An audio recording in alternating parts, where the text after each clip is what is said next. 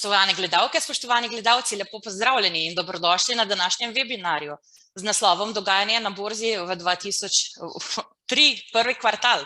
Dvojni pogled z vidika izdajatelja in upravljavca.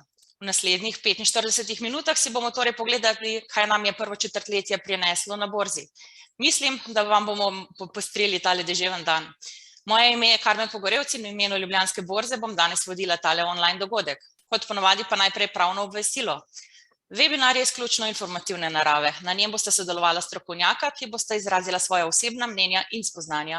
Vsebina webinarja ali katerikoli del njega ne predstavlja naložbenih priporočil, naložbenega svetovanja ali nagovarjanja k investiranju. Webinar se snema, posnetek pa bo kasneje na voljo na YouTube kanalu borze. Občinstvo vabim, da postavlja vprašanja v Q&A del.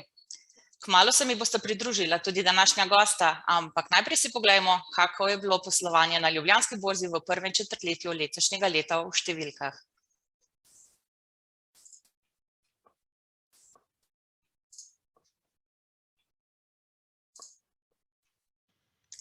Vrednost tržne kapitalizacije delnice je glede na konec leta 2022 zvišala za 14,2% in je konec marca 2023 znašala 8.714,5 milijonov evrov.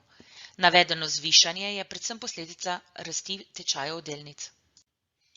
Celotni promet na Ljubljanski borzi je v prvem kvartalu 2023 znašal 72,4 milijonov evrov, promet brez svežnjev pa 65,9 milijonov evrov, kar znaša kar za 56,8% manj celotnega prometa brez svežnjev v primerjavi s prvim kvartalom lanskega leta.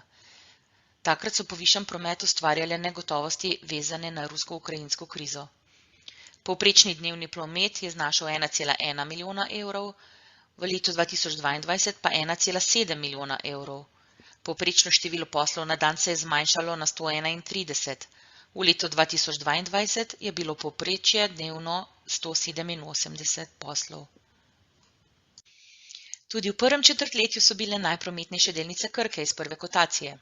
Z njimi je bilo ustvarjenega 33,5% prometa vseh delnic borze. Drugo mesto glede na dosežen promet so 26,6% deležem zasedle delnice NLB, tretje pa z 8,4% deležem delnice Save Re. Trgovalo se je z enim ETF-om izdajatelja Intercapital Asset Management in z dvema ETF-oma izdajatelja Expat Asset Management. Izmed dolžniških instrumentov se je trgovalo le z obveznicami KD Group tretje izdaje. Zmagovalce in poražence smo iskali med delnicami, s katerimi je bilo v četrtletju sklenjenih za več kot 100.000 evrov poslov. Največ vrednosti so pridobile delnice Cinkarne Celje in sicer 25,2%. Sledijo delnice Krke, zavarovalnice Triglav, Petrola in Save Re. Na drugi strani pa sta bili tokrat z minimalnim padcem samo dve delnici. In sicer so delnice Equinoxa izgubile 3,6%, sledijo le še delnice Uniorja. Poglejmo si sedaj še gibanje slovenskih indeksov napram ostalim v regiji. V prvem četrtletju 2023 sta indeksa SBI Top in SBI Top Total Return, ki jo prikazuje svetlo in temna modra črta, pridobila približno 15%. Ker v tem četrtletju še ni bilo izplačanih dividend, je vrednost obeh slovenskih indeksov enaka. Slovenska borza je bila tako po podatkih Bloomberga 10. najbolj donosna borza v tem četrtletju. Preglejmo še gibanje tečajev delnic v prvi kotaciji. Z izjemo delnic Intereurope se je v preteklem kvartalu vsem ostalim delnicam prve kotacije tečaj zvišal. Pri delnicah iz sektorja finančnih in zavarovalniških dejavnosti je prišlo do naslednjih rasti.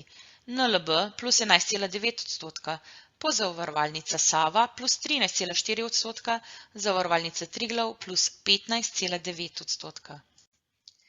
Pri delnicah iz sektorjev predelovalnih dejavnosti in trgovine, vzdrževanja in popravil motornih vozil je prišlo do naslednjih rasti. Petrol plus 14,5%, Krka plus 17,4%, Cinkarna Celje plus 25,2%. Pri delnicah iz sektorjev informacijske in komunikacijske dejavnosti in promet in skladiščenje so bili ustvarjeni naslednji premiki tečajev. Intereuropa minus 0,8%, Luka Koper plus 4%, Telekom Slovenije plus 11,2%.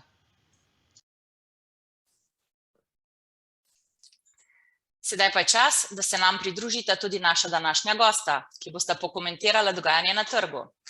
Tokrat se nam strani izdajatelja vrednostnih papirjev pridružuje Peter Krivc, predsednik upravnega odbora Equinox Nepremičnine. Kot upravljalec pa se nam pridružuje Aleš Grbič, specialist za upravljanje investicijskih skladov Sava Infond. Peter je delo preteklosti tudi na drugi strani kot analitik in borznik, tako da me izredno veseli, da nam bo lahko razkril dvojni pogled iz ene in druge strani. Aleš pa se redno uvršča na lestvico najboljših upravljalcev vzajemnih skladov v Sloveniji in je tudi lastnik laskavega naziva najupravljalec premoženja izpred 2 let. Peter, Aleš, dobrodošla. Lep pozdrav, hvala za vabilo, tudi z moje strani.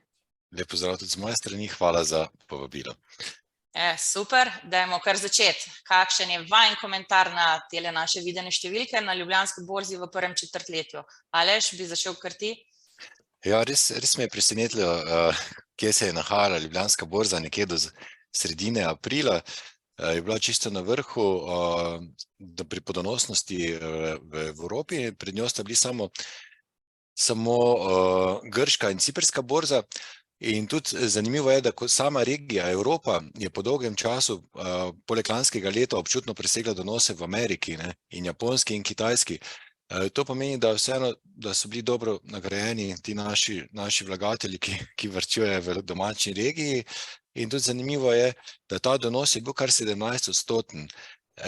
In zdaj, če se dotaknemo podatkov oziroma pri katerih vrednostih kotira SBI Top, vidimo, da je to samo 8,8-kratnik dobička in kar dobrih 6% dividendno donosnostjo, in primerjalni indeks iz Evrope je občutno dražji pri 13,1-kratniku dobička in 3,3% dividendnem donosu.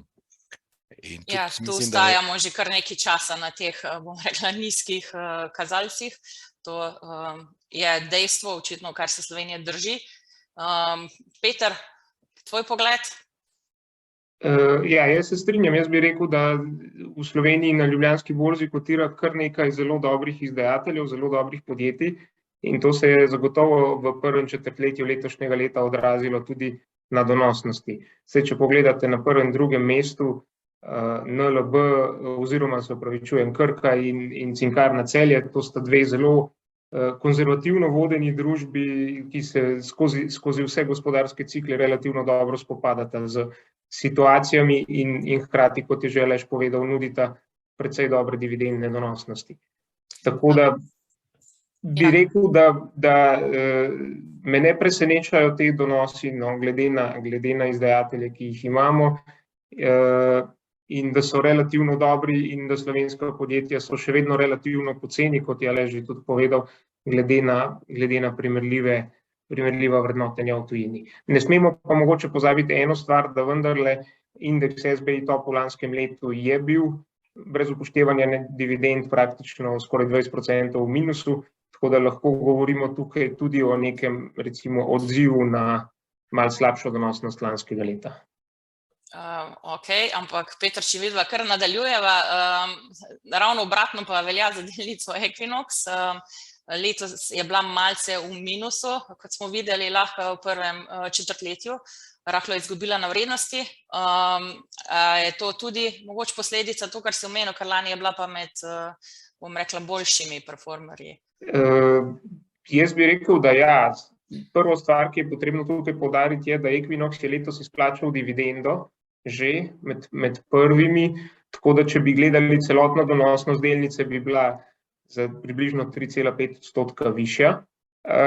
Druga stvar, ki je pa prav tako nezanemarljiva, je pa, da Equinox je začel kotirati na Ljubljanski borzi konec januarja lansko leto, in medtem ko je indeks SBI Top lani izgubil slabih 20%, tako kot poznamo, je delnica Equinox v lanskem letu zrasla za 33%. Se pravi, če gledate to delto na SBI Top,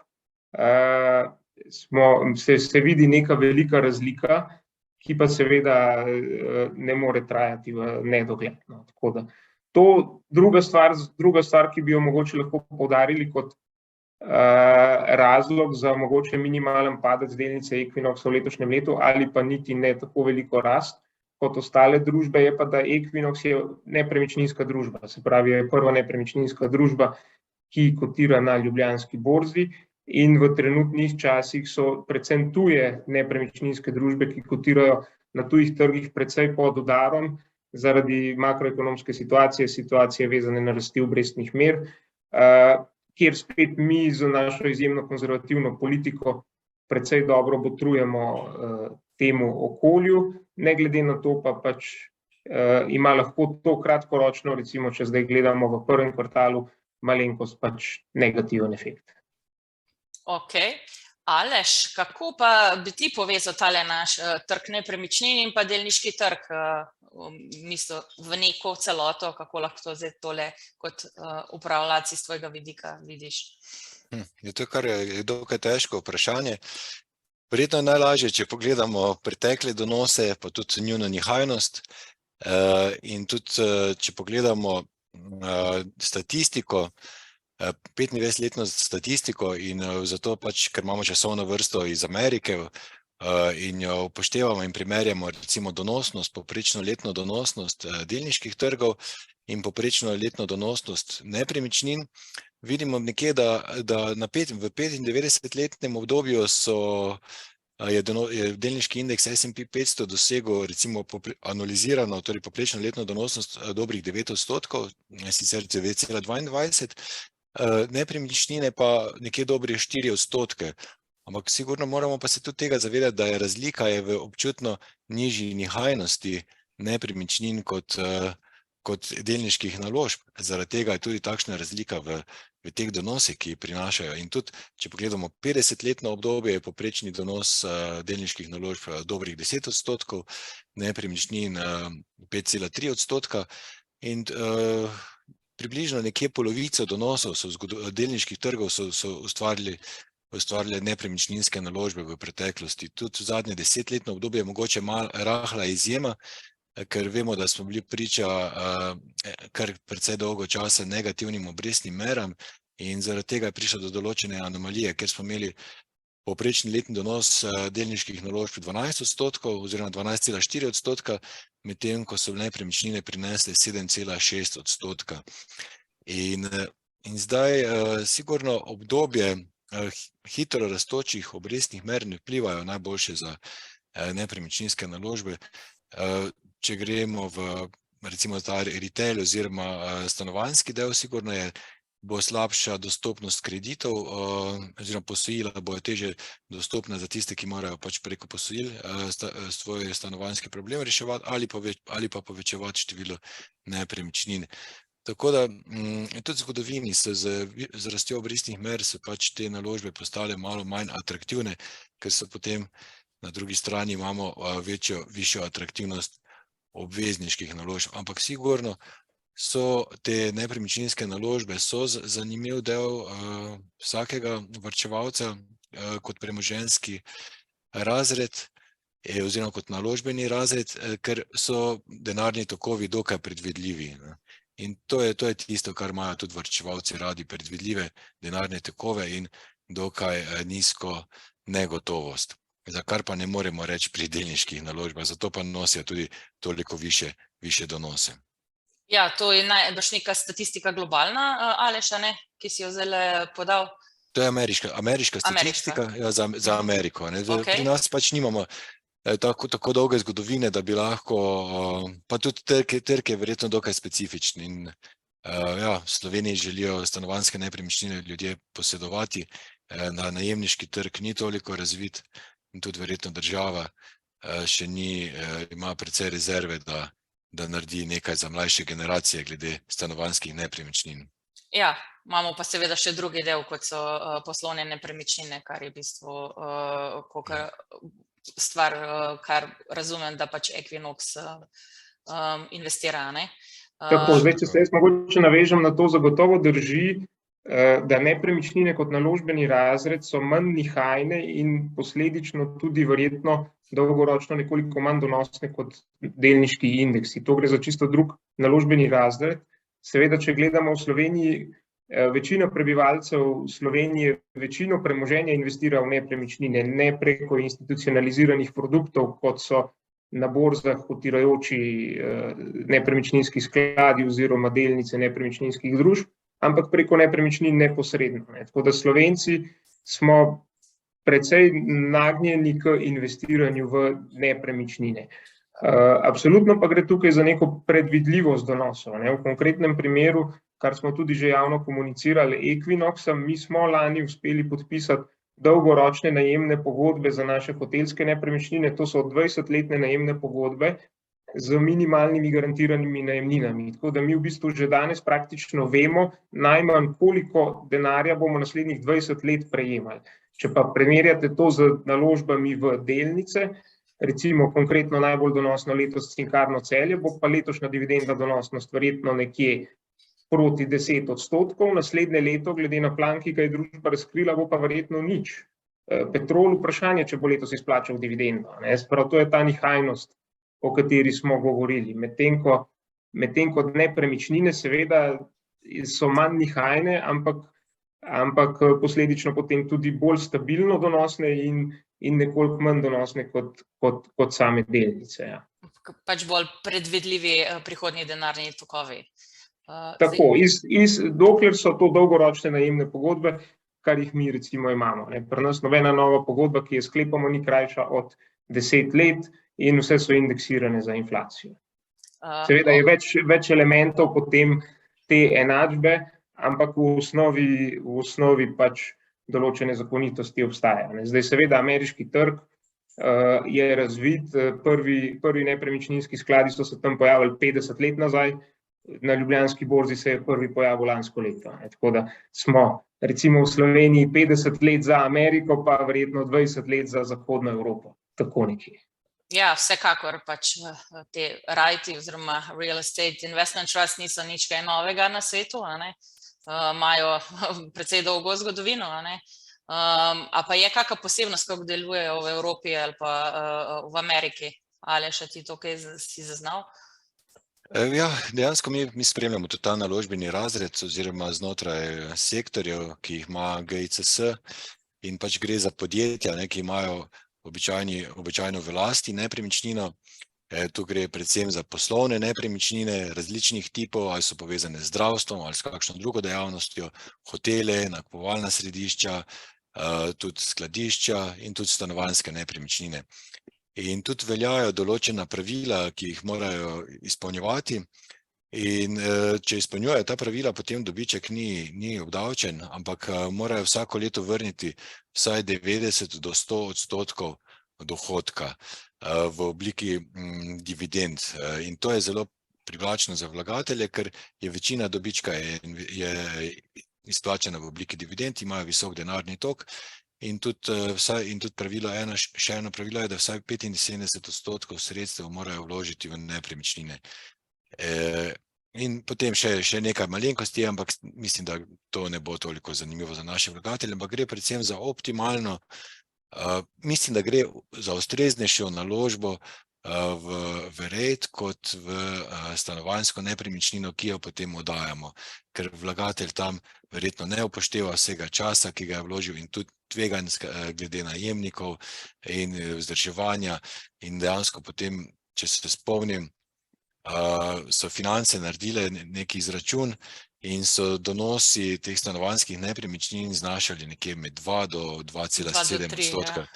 In glede na lokacijo, ampak nihče pa ni vključil svojega oziroma uvrednotil v teh svojega dela, svojega truda. Tu pa imamo, pa ne da reklamiram, ampak tu pa imamo profesionalce, ki sami ukvarjajo in koliko sem slišal, so stroškovno zelo učinkoviti. In tudi glede na izplačeno dividendo, ta dividenda presega ta donos, kot bi ga imeli posamezniki v nepremičninah, in tudi verjetno precej lažje je prodati delnico na borzi z manjšim diskontom, kot pa če si prisiljen prodajati nepremičnino, ki so običajno precej manj likvidne. Ok, Peter, kako pa ti vidiš, kako se Equinox primerja z drugimi nepremičninskimi družbami, ki kotirajo na borzi? Seveda drugod, nažalost, v Sloveniji ste edini. Po samem poslovnem modelu smo precej primerljivi. Se pravi, naš glavni fokus je vlaganje v nepremičnine, skrb za najemnike ter delitev dela donosa v obliki dividend. Zdaj, mogoče ključna razlika nas glede na poslovni model nepremičninskih družb tako v ZDA oziroma v Severni Ameriki kot v Evropi je, da mi smo relativno nezadolženi. Konec lanskega leta smo imeli v bistvu 4% cirka dolga v virih sredstev in imamo relativno konzervativen pristop k investiranju. Se pravi, ne investiramo za vsako ceno, ne rastemo za vsako ceno in izjemno pazimo tako na stroškovno učinkovitost kot tudi na finančno vzdržnost poslovnega modela. Mi smo v naši strategiji zapisali, da bomo imeli dolg v virih sredstev največ 25%, lani smo ga imeli 4%, tako da smo recimo zdaj v tem času odlično pozicionirani za kakšno rast, vkolikor bo se priložnost pojavila in bo dovolj donosna. Po drugi strani pa stroškovno učinkoviti, tako kot sem že omenil. Drugače pa sama struktura je popolnoma primerljiva z primerljivimi nepremičninskimi družbami v tujini, z mogoče to razliko, da pri nas zakonodaja, ki bi bila davčno ugodna za nepremičninske družbe, to, kar je Aleš omenil, da dobiček ne bi bil obdavčen, še ne obstaja. Tako da mi seveda upamo in verjamemo, da bo tudi ta del, ki je nekje zadnji kamenček v celi zgodbi v Sloveniji, da bo tudi ta del prej ali slej pač sprejet in da bo dejansko tudi v Sloveniji, tako kot po vseh drugih državah, da vkolikor družba deli dobiček v obliki dividend delničarjem, da na nivoju družbe ta dobiček ne bo obdavčen. To je recimo tudi nekje primerljivo in z vzajemnimi skladi, ki nimajo obdavčenega dobička, in tudi s pokojninskimi skladi. Ok, če še malo izkoristim samo to, kar si že prej rekel, Peter, v bistvu vi ste zdaj imeli 1 leto na borzi, ravno pač v tem našem prvem kvartalu leta. Kakšne so izkušnje s kotacijo? Imate kako zanimivo anekdoto kot izdajatelj vrednostnega papirja?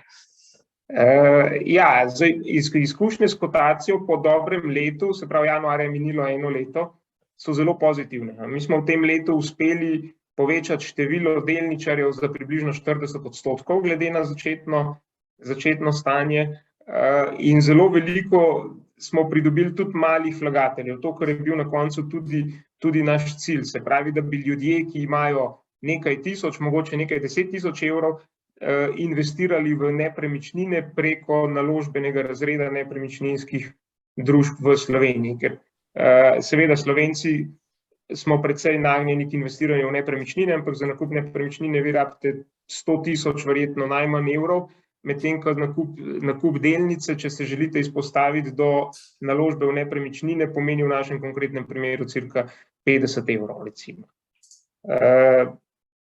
Anekdot v tem letu je bilo kar veliko, tako da zdaj katero konkretno bi izpostavil, ne vem, mogoče, da smo kar nekaj časa v štartu rabili, da smo komunicirali, da mi smo nepremičninska družba, ne nepremičninski posredniki, ko so nas klicali razni, da bi pač kupovali, prodajali ali kakorkoli. Vsekakor pa taka zanimiva, prijetna izkušnja je bila po 1 letu tudi, da smo dobili pošiljko strani Ljubljanske borze z plaketo za čestitkami in steklenico vina za kotacijo po 1 letu. Na splošno zelo pozitivno in tudi odziv, tako kot sem rekel, odziv vlagateljev, jaz mislim, da zaenkrat precej pozitiven, tako da mislim, da smo lahko zelo zadovoljni. In pa seveda, da ne pozabim, mi smo v bistvu po dobrem letu, se je tudi delnica uvrstila v SBI Top, tako da smo verjetno eni redkih, ki so v zadnjih, ne vem, 10 letih, tako kot eni redkih, ki so sploh prišli na Ljubljansko borzo kot neka nova kotacija, če pustimo NLB kot nek delno državen projekt, smo bili tudi eni redkih, ne samo, da smo začeli kotirati na borzi, ampak da smo se tudi uvrstili v indeks SBI Top. Ja, bom rekla, to kar precej drži, seveda pač mogoče tudi take pozitivne zgodbe, kot je vaša, bojo mogoče koga spodbudile, da se bo mogoče odločil v prihodnosti. Vsekakor bomo pa zdaj nadaljevali malo še v drugo smer. In sicer, zdaj smo imeli zakladne menice, ki so veliki boom v državi Sloveniji v zadnjem četrtletju postale. Aleš, interes je bil zelo velik tudi pri malih vlagateljih. Banke še niso oziroma zelo počasi prilagajajo pasivne obrestne mere, ali je zdaj končno prišel čas za dolžniške naložbe?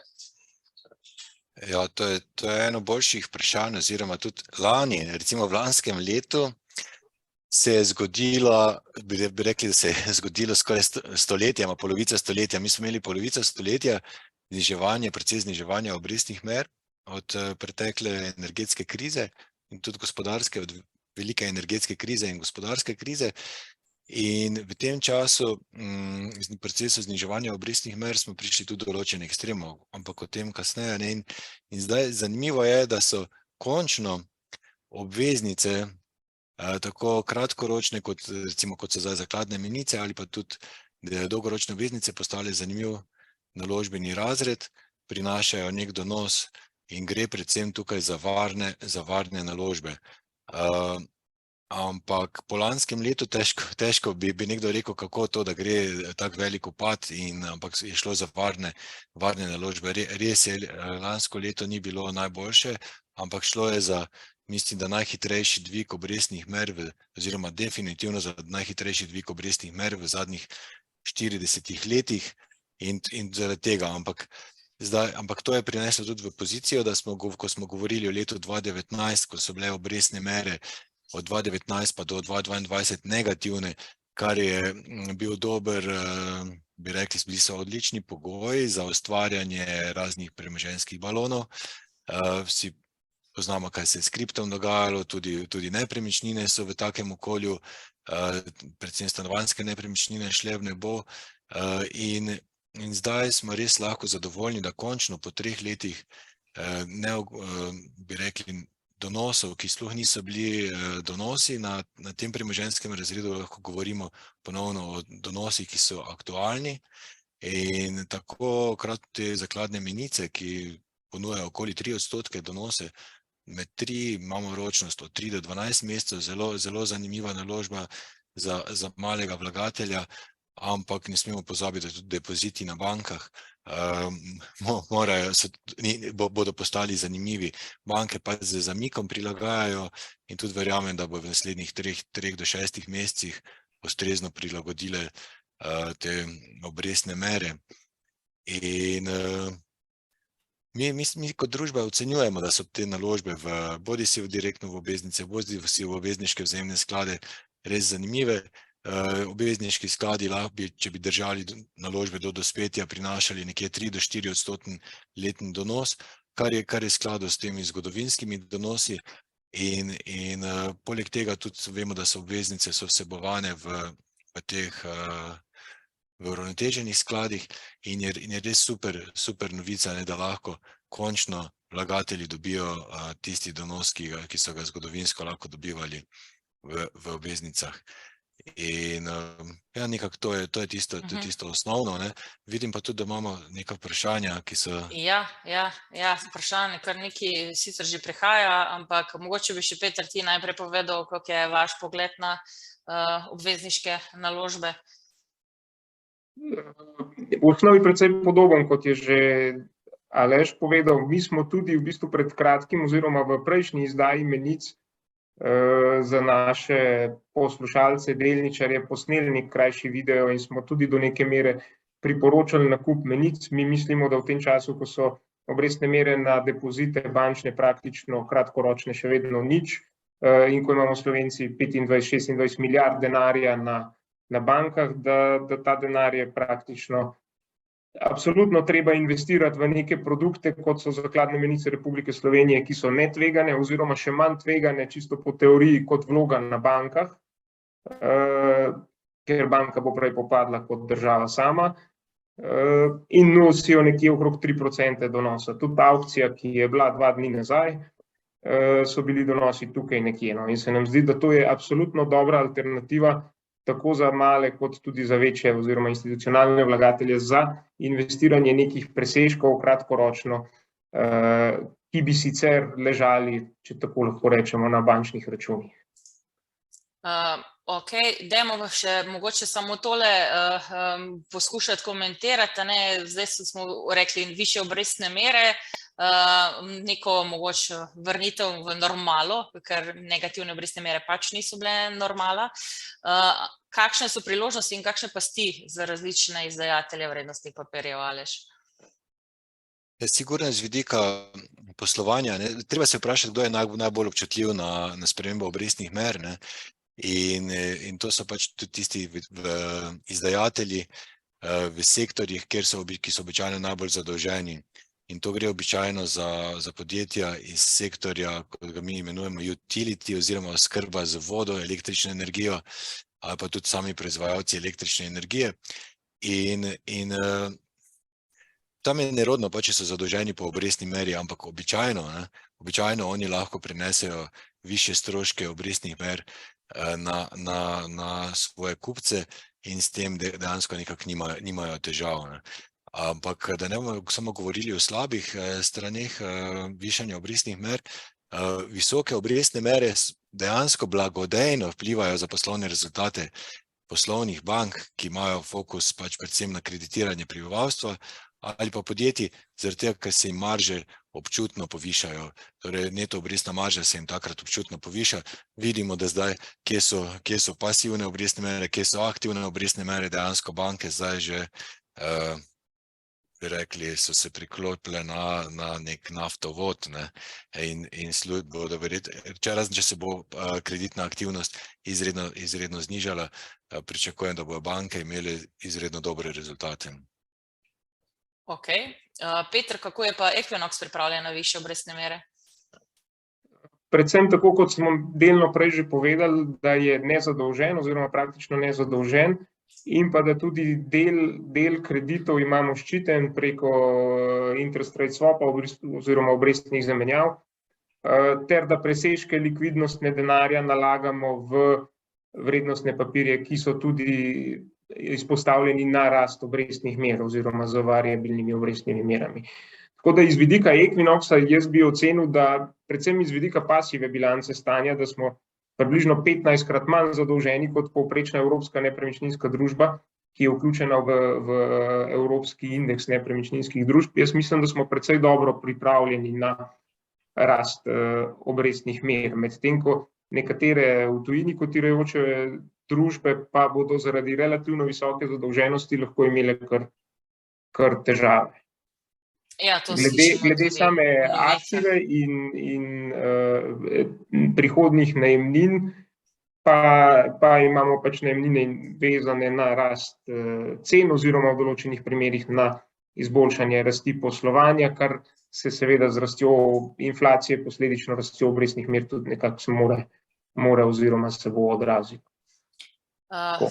Generalno pa mogoče, če dodamo še rast, zahtevana donosnost vsakega naložbenega razreda je vedno sestavljena iz netvegane obrestne mere, se pravi državnih obveznic menic plus nekih pribitkov. In dokler so bile te donosnosti netveganih obrestnih mer, netveganih papirjev okrog nič, smo dobili, tako kot je že bilo povedano, ogromne rasti vseh naložbenih razredov. Zdaj, ko pa imamo netvegane naložbe, ki imajo donosnost menice 3%, državne obveznice, odvisno od države, nekatere bolj, recimo Frontier Market, tudi 6%, seveda zahtevan donos raste na vseh naložbah, in na delniških, in na nepremičninskih, in vse povsod.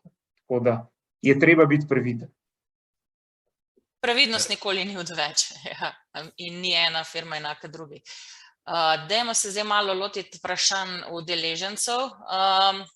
Tole bo najbrž kar Peter zate. Opažamo, da se je rastoči trend cen nepremičnin pri nas ustavil. Ali je zdaj pravi čas za nakup? Kaj se bo s cenami dogajalo v prihodnje? Ja, najbrž bolj vezano bi rekla na stanovanjske nepremičnine. Jaz bi ugibal, da je vezano na stanovanjske nepremičnine, po možnosti na cene v Ljubljani, kjer dejansko tudi mi opažamo, da se je rastoči trend ustavil. Kaj se bo dogajalo v prihodnosti, seveda ne vemo. Jaz osebno sem pesimist glede nekih visokih rasti cen nepremičnin v bodoče.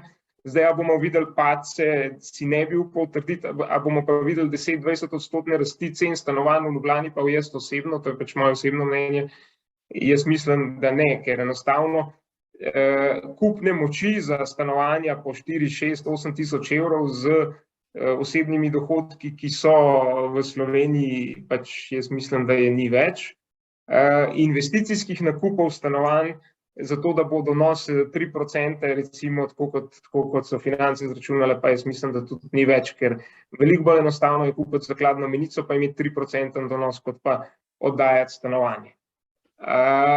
Na poslovnem delu pa je mogoče predvsem, so pa stvari bolj odvisne od vsake posamezne nepremičnine, od kvalitete najemnikov in tudi od pozicije prodajalca nepremičnine. Tukaj bi pa lahko videli, se pravi, če govorimo o večjih tiketih naložbenih nepremičnin, bi pa lahko zaradi rasti cen obrestnih mer videli v bodoče kakšno prodajo, kakšne nepremičnine z relativno ugodnim vrednotenjem. S tem, da spet, če se vrnemo nazaj, če so bila pričakovanja v Sloveniji, če govorimo tako čez palec o nekem donosu bruto nepremičnin na poslovnem segmentu 7-8%, recimo lani, predlani, če imamo zdaj obrestne mere 3-4% na tem poslovnem delu, mi mislimo, da tudi te zahtevani donosi bodo mogli zrasti.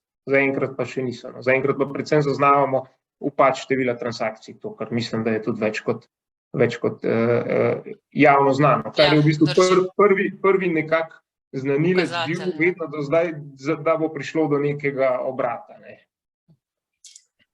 Pa zdaj imamo, malo preidemo spet na naš slovenski kapitalski trg in tukaj imamo vprašanje, da je pač v tem zadnjem četrtletju smo opazili precejšnjo rast delnic naših družb, ki je povsem primerljiva s tujimi trgi. Lahko bi rekli, da je slovenski kapitalski trg neizkoriščen potencial, to v bistvu si že ti, Aleš, tudi omenil. Kaj bi bil po vašem mnenju razlog, da se vlagatelji bolj pogosto ne odločajo za investicije v naš trg? Kako se z vaše strani direktno spodbujate vlagatelje za investiranje v slovenska podjetja?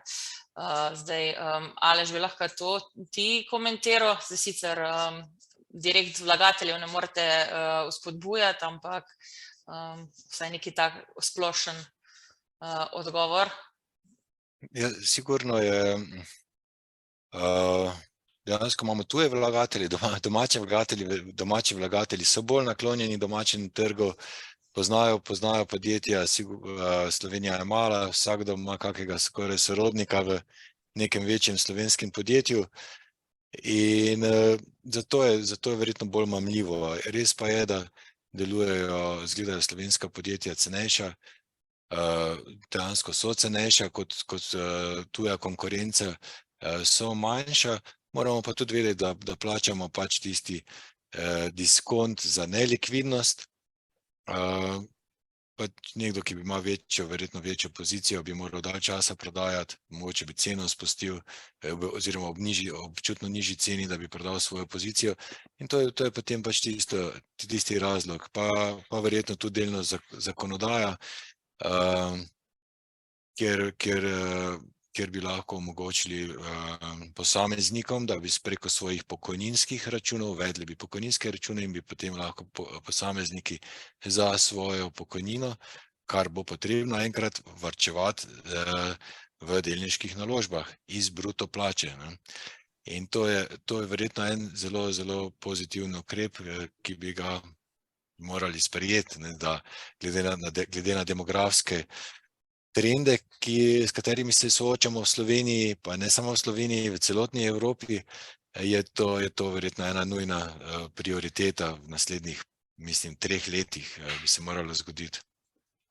Ja, v bistvu to, kar si zdaj omenil, je vsaj deloma v tej strategiji vlade, ki jo je sprejela tudi zdaj v prvem četrtletju 2023, torej strategije razvoja slovenskega kapitalskega trga. Dejansko, bom rekla, smo veseli, da je to zapisano, seveda si čakamo korake. Torej, to je eden od ukrepov, ki se tebi seveda zdi najbrž tudi ključen, ne, Aleš? Kaj pa, Peter, ti vidiš pri tej strategiji, da je potrebno, bomo rekli, čim prej narediti? Jaz bi rekel, da strategija je vsekakor dobrodošla in zelo dobro, da jo imamo. Je pa treba zdaj to strategijo seveda preliti še v realizacijo posameznih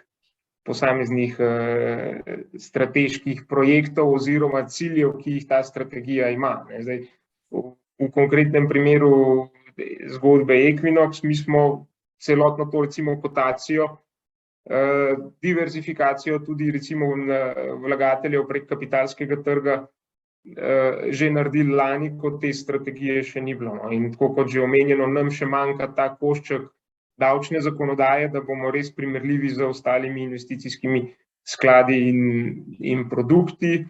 Vsekakor pa, ja, strategija je dobrodošla, sedaj pa je čas za drugi veliko težji korak, to je izvedba same strategije. Drugače, jaz sem mimogrede preletel vprašanja, je med njimi tudi vprašanje, če bi se mi še enkrat odločili za to kotacijo na borzi.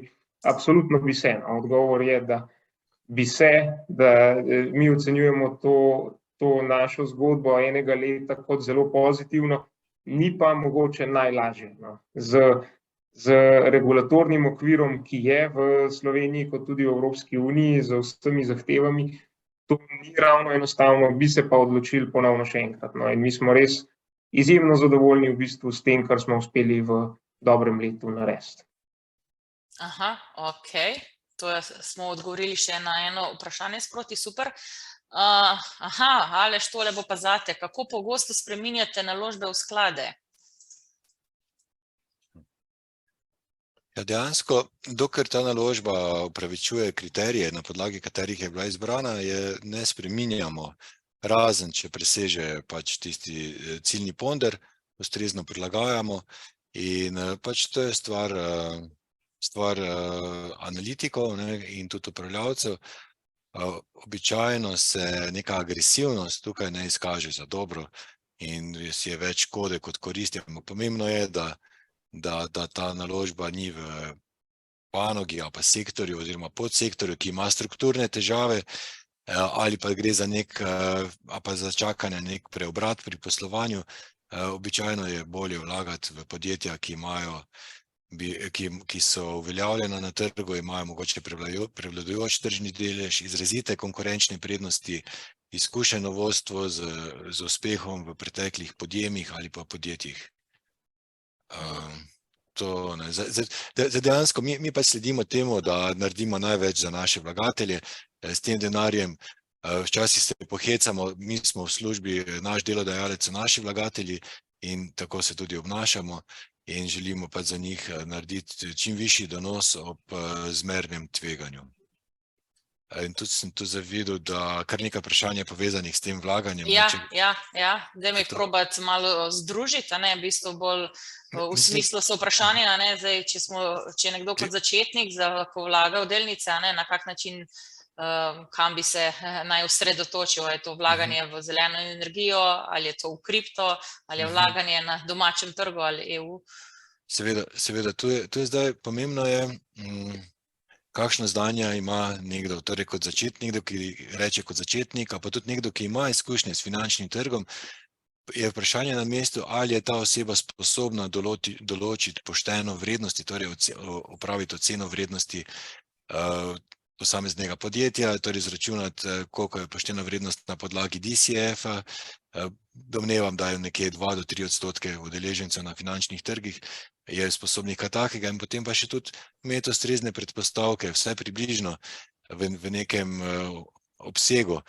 In potem odgovor je kot na dlani, da za malega vlagatelja so vzajemni skladi tisti, ki mu dajo neko večjo varnost, ker preko tega dobi izpostavljenost vsaj do 30-40 različnih delniških naložb, za katere sam ne rabi spremljati.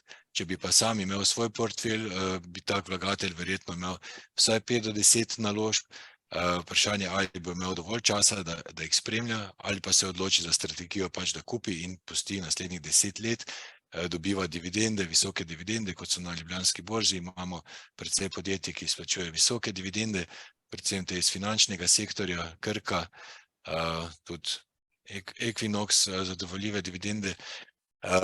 In to je potem, lahko se naredi tudi eksperiment, ne, da človek varčuje, recimo da tekmuje, vzame nek globalni delniški sklad, ne, kot osnova njegovega portfelja in potem pa za šport kupiš 2 delnici na Ljubljanski borzi, mogoče vsako do 5% izpostavljenosti svojega portfelja in opazuje v 10-letnem obdobju, kakšen donos bo naredil kje, ne. In tudi misli, da kot ta primer bi lahko bil primeren tudi neke ustrezne razpršitve. In tudi kam se naj vlagatelji obrnejo za nasvete, domnevam. Ja, piše tukaj, da je vedno več samooklicanih strokovnjakov, to vsi opažamo, a ne, na to tudi opozarja ATVP.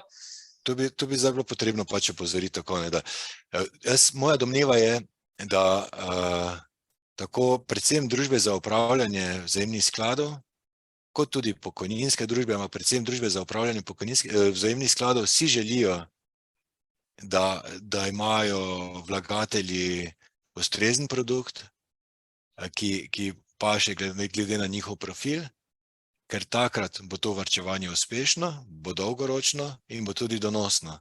Tisti, ki nimajo ustreznega produkta, bodo izstopili v nepravem času, bojo lovili pretekle donose in najhujše je, ko vlagatelji sledijo svojim čustvom. Takrat, ko njihovi sosedje, frizerke kupujejo ali pa prodajajo, običajno moramo narediti ravno obratno, ne. Ja, to je v bistvu, bom rekla, velikokrat problem točno teh čustev, a ne.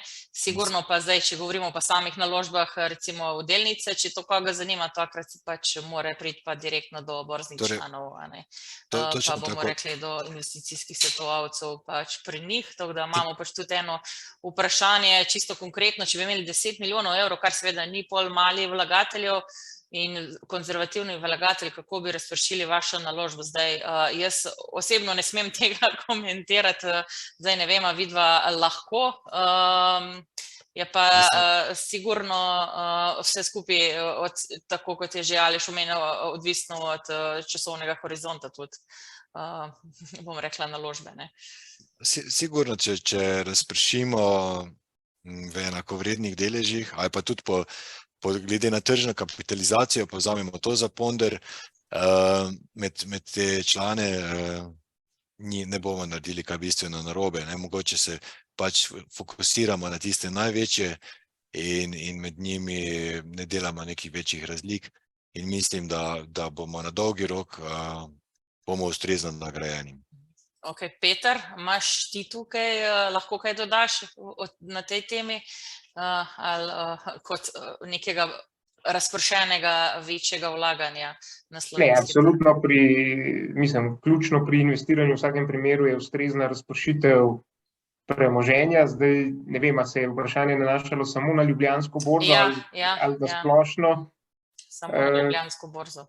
Jaz mislim, če se mogoče malo vrnemo na začetek naše debate, da na Ljubljanski borzi imamo precej dobrih družb in da bi bilo smiselno razpršiti ta denar med vse ali pa med večino teh družb, da ne omenjamo nobene posamične konkretno. Mogoče ni nujno, da po nekem ponderju, kot imajo v TEŠ v SBI topu, ampak recimo tudi neke equal weight strategije so se izkazale dolgoročno, se pravi, da enostavno v vsako delnico investiraš približno enak znesek, se je izkazalo dolgoročno kot relativno donosno, če ne še ne bolj donosno investiranje. Tako da ključno bi bila razpršitev, drugače pa mislim, da na Ljubljanski borzi nažalost veliko podjetij ne kotira, tiste, ki pa kotirajo, pa mislim, da v principu, da so dobre in precej konzervativno vodene.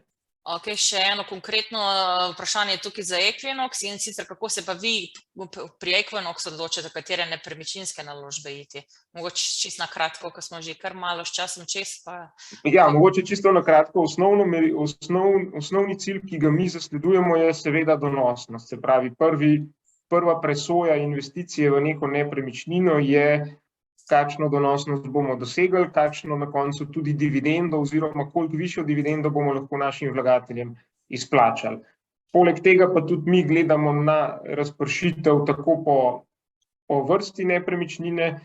Equinox ima relativno veliko izpostavljenost do hotelskih nepremičnin, kot tudi razpršitev glede na samo lokacijo, da nismo preveč fokusirani na eno mesto. Se pravi, tudi mi zasledujemo iz vidika investiranja portfelja družbe Equinox primarno donosnost ob seveda ustreznem tveganju, in potem razpršitev tako iz vidika same vrste, kot iz vidika tudi neke geografske razpršenosti. Ni pa nujno, mogoče to vseeno je pomembno poudariti, iz vidika Equinoxa, da gre za investicijo neposredno v nepremičnino kot zgradbo. Lahko se tudi izpostavimo do projektov, kot so recimo tako ali drugačno financiranje nekih nepremičninskih projektov. To smo recimo v lanskem letu konkretno sklenili 2 taki strateški partnerstvi, kjer smo mi posredno v bistvu udeleženi v nekem donosu iz nepremičnin. Super. Dajmo zdaj pogledati še samo malo prihodnost, glede na to, da smo že kar presegli našo časovno okvirje. Torej, kaj lahko pričakujemo v nadaljevanju 2023? Zdaj vemo, da negotovost na trgu vse večja, ampak je zdaj to priložnost za nakupe. Lani je bil sektor energije tisti, ki je eksplodiral, letos je v negativnem trendu, zdaj imamo informacijsko tehnologijo, ki super deluje. Aleš, kje vidiš ti, da se skrivajo priložnosti za donose? Ja, ta vprašanja se vedno pojavljajo in vedno se bojo pojavljala. In tudi odgovor pa je dokaj enostaven in dokaj monoton. Mi pač ocenjujemo, da je ta globalni delniški portfelj najboljši približek nekega portfelja za naložbo. Zakaj? Ker vlagatelji, ki bojo lovili tiste vroče zgodbe, bojo vedno zadaj, vedno bojo pretekle donose lovili. V tem globalnem delniškem portfelju imaš vse regije, imaš vse sektorje in naenkrat je en sektor vroč, drugič je drugi sektor vroč in zaradi tega imaš tudi, ker imaš vse regije, vse sektorje, imaš tudi nižjo nihajnost, kot pa če bi se odločil samo za en sektor ali pa 2 sektorja. Sigurno so mamljive zgodbe preteklih donosov, recimo informacijske tehnologije v 10 letih, so bili donosi nekaj 100%, in ali se bo ta zgodba ponovila, ne vemo.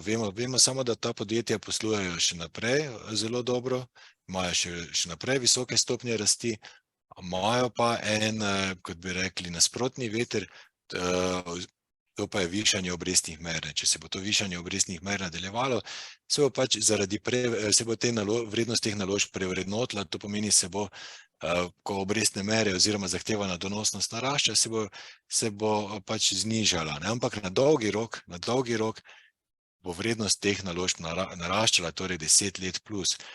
In sam se ne bi toliko osredotočal v to, ali je zdaj pravi trenutek, oziroma lahko povemo to, da delnice na svetovnih trgih so pošteno ovrednotene. In iz tega naslova lahko pričakujemo neke povprečne donose, tu nekje okoli 8% na letni ravni, če bomo varčevali 10 let ali več.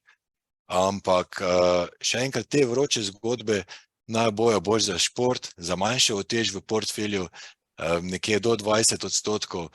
Marsikdo tudi sprašuje kriptovalute, kaj je s tem, ali konec s tem, ali ne bo konec. Sigurno, tu moram dokaj pametno povedati, potrebno je imeti na razpolago samo tista sredstva, če ljudje res želijo investirati v kaj takšnega, tista, ki lahko v celoti izgubijo. Samo s tem lahko investirajo tam. To pomeni, da tu gre za neke vrste kazino, lahko zaslužiš, če imaš srečo, če imaš jeklen želodec, če tega nimaš, potem raje dajte denar v dobrodelne namene, če ga imate preveč, ali pa varčujete v monotono v delniških naložbah, bodisi skladih, bodisi naložbah iz Ljubljanske borze. In tudi za letos pa še samo to za zaključek, ne.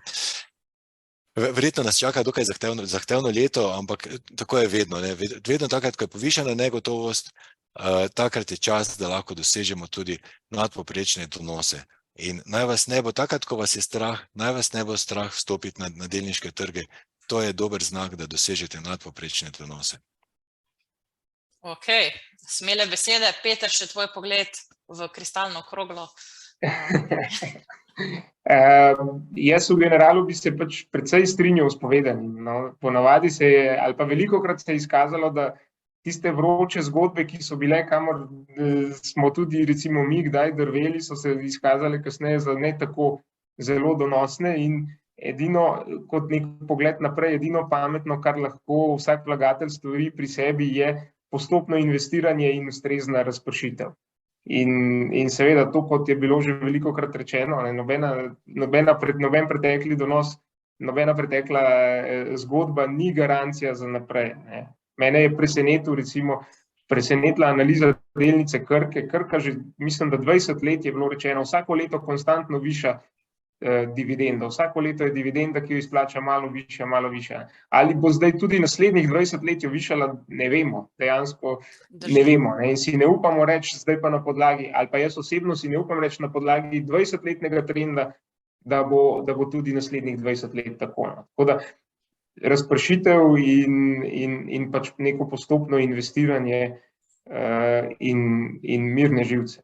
Pa če mogoče še povzamemo zadnje pismo Warrena Buffetta, se pravi najbolj znanega investitorja, predvsem iz področja tega value investinga, ki dolgoročno investira in je dolgoročni lastnik podjetij. On je nekako zapisal zdaj tako v zadnjem letnem poročilu, da v 50 letih, odkar on vodi Berkshire Hathaway, je imel, mislim, da nekje med 5 in 10 dobrih naložb. In vse ostalo je rekel, je bilo tako. Tako da, mislim, tudi največji strokovnjaki nimajo vseh za, uspešnih naložb. Za mega strokovnjaka na koncu, po neki dolgi časovni vrsti, pač si je treba priznati, da ključna je razpršitev in konstantno investiranje in dolgi časovni rok. In tam se potem dela razlika. Da bomo pa zdaj izbrali delnico na Ljubljanski borzi, ki bo letošnje leto najbolj donosno končala, si pa jaz osebno recimo ne bi upal napovedati. Mogoče tudi, da še dopolnim. Za vlagatelje je sigurno zanimiva informacija ta, da dobički podjetij dolgoročno rastejo 6% in to je en tak podatek, ki ti lahko navdihuje z optimizmom, za naprej tega, ne moremo reči, da moramo to ekstrapolirati naprej, ampak če se zgodovina ponavlja, potem lahko vemo, da kak dobiček pričakujemo in do takrat, ko so najhujši časi, brez problema investiramo na dolgi rok. Ne? In če investiramo v podjetja, za katera vemo, da bojo preživela na dolgi rok, ki imajo močen poslovni model oziroma zelo dober poslovni model, kvalitetno vodstvo, ker politika preveč ne posega, je to dober recept, da dosežemo te nadpovprečne donose. Ok, torej optimistično in smelo naprej. Hvala lepa obema za tale zanimiv pogovor. Mislim, da smo prišli zdaj s temi odgovori do konca našega webinarja. Hvala seveda tudi gostom, vama obema, Aleš in Peter, in pa seveda našim gledalcem, ki so ostali z nami do konca. Hvala za vaše vprašanja. Mislim, da ste tudi s tem popestrili tale naš webinar. Posebna zahvala pa tudi podjetju Sava Re, ki je podpornik projekta razvoja slovenskega kapitalskega trga. Vsem želim čim lepši preostanek dneva in seveda kmalu nasvidenje.